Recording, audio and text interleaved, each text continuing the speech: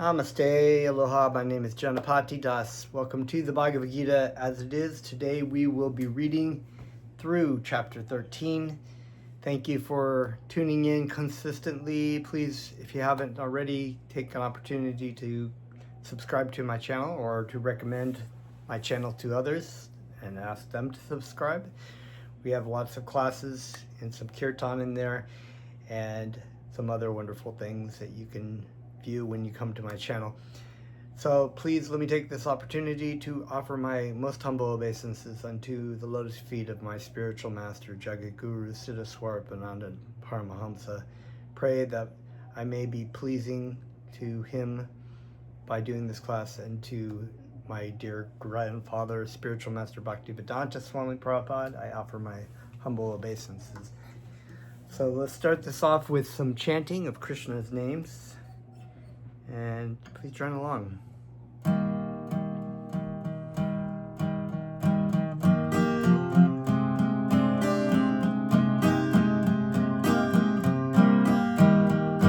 Namo Siddha Swarupananda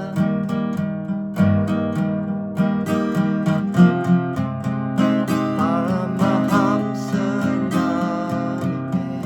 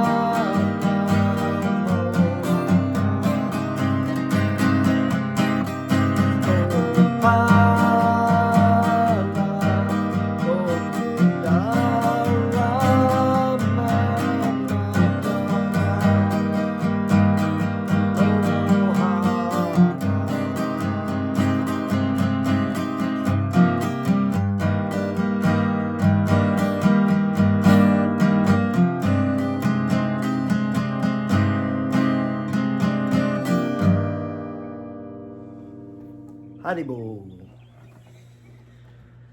Amo Siddha Swarupananda Paramahamsa Namine Gaura Karuna Swarupaya Radhakrishna Prasthayate. I was born in the darkness, ignorance, and my spiritual master opened my eyes with the torchlight of knowledge. I offer my respectful obeisances unto him. So thank you. We're going to do a read through today's chapter 13, as we approach the last 5 chapters, entitled Nature, the Enjoyer in Consciousness. So we will do a complete read through here. Arjuna said, "O dear Krishna, I wish to know about Prakriti, nature, Purusha, the enjoyer, and the field, and the knower of the field, and the knowledge and the end of knowledge."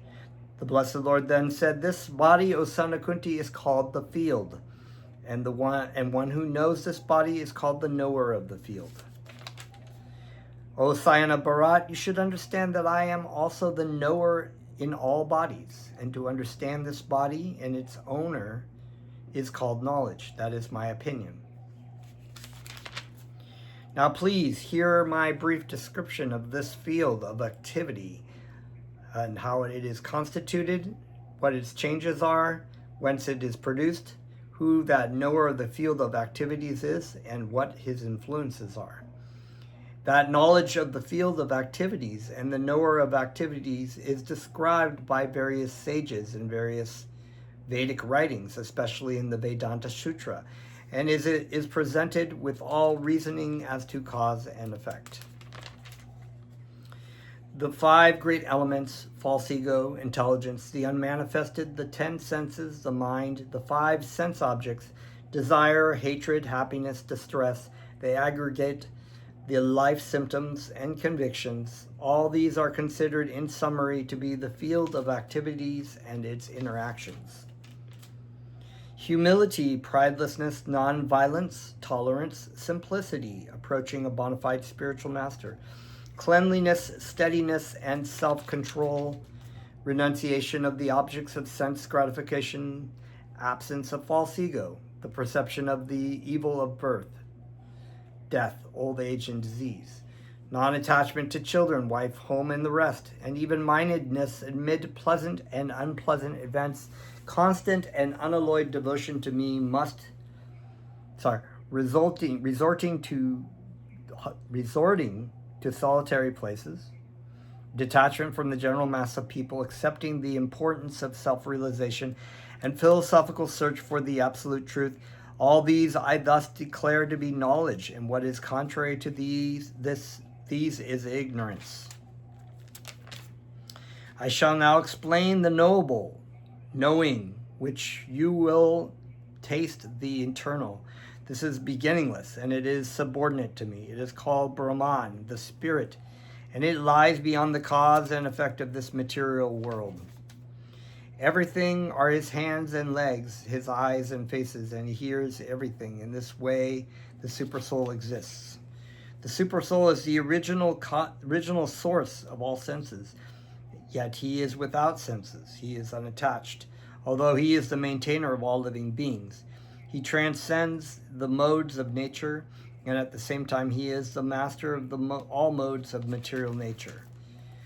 The supreme truth exists both internally and externally in the moving and non-moving. He is beyond the power of the material senses to see or to know. Although far, far away, he is also near to all. Although the supersoul appears to be divided, he is never divided. He is situated as one. Although he is the maintainer of every living entity, it is to be understood that he devours and develops all. He is a source of light in all luminous objects. He is beyond the darkness of matter and is unmanifested. He is knowledge. He is the object of knowledge, and he is the goal of knowledge. He is situated in everyone's heart. Thus, the field of activities, the body, knowledge, and the knowable have been summarily described by me. Only my devotees can understand this thoroughly and thus attain to my nature. Material nature and the living entity should be understood to be beginningless. Their transformations and the modes of matter are products of material nature. Nature is said to be the cause of all material activities and effects, whereas the living entity is the cause of the various sufferings and enjoyments in this world. The living entity and material nature thus follows the ways of life, enjoying the three modes of nature. This is due to his association with that material nature. Thus he meets with good and evil amongst various species.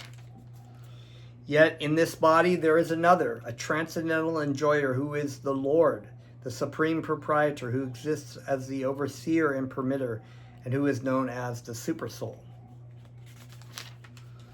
One who understands this philosophy concerning material nature, the living entity, and the interaction of the modes of nature is sure to attain liberation. He will not take birth here again, regardless of his present position. That Supersoul is perceived by some through meditation, by some through the cultivation of knowledge, and by others through working without fruitive desire. Again, there are those who, although not conversant in spiritual knowledge, begin to worship the Supreme Person upon hearing about him from others. Because of their tendency to hear from authorities, they also transcend the path of birth and death. O chief of the Bharats, whatever you see in existence, both moving and unmoving, is only the combination of the field of activities and the knower of the field. One who sees this Supersoul accompanying the individual soul in all bodies, and who understands that neither the soul nor the Supersoul is ever destroyed, actually sees. One who sees the Supersoul in every living being and equal everywhere does not degrade himself by his mind. Thus he approaches the transcendental destination. One who can see that all activities are performed by the body, which is created of material nature, and sees that the self does nothing, actually sees. When a sensible man ceases to see different identities which are due to different material bodies, he attains to the Brahman conception. Thus he sees that beings are expanded everywhere. Those with the vision of eternity can see that the soul is transcendental, eternal, and beyond the modes of nature. Despite contact with the material body, O Arjuna, the soul neither does anything nor is entangled. The sky, due to its subtle nature, does not mix with anything, although it is pervading. Similarly, the soul situated in Brahman vision does not mix with the body, though situated in that body. O son of Bharat, as the sun alone illuminates all this universe, so does the living entity, one within the body, illuminate the entire body by consciousness. One who knowingly sees this difference between the body and the owner of the body can understand the process of liberation from this bondage, also attains to the supreme goal. Okay, so that's the end of chapter 13, reading, or at least done reading through it. And next time, let me just put my bookmark in here. We will get into purports and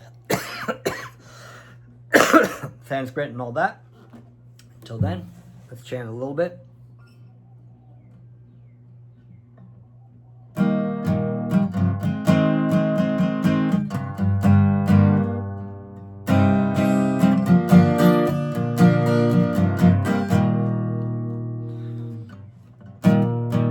Hare Krishna,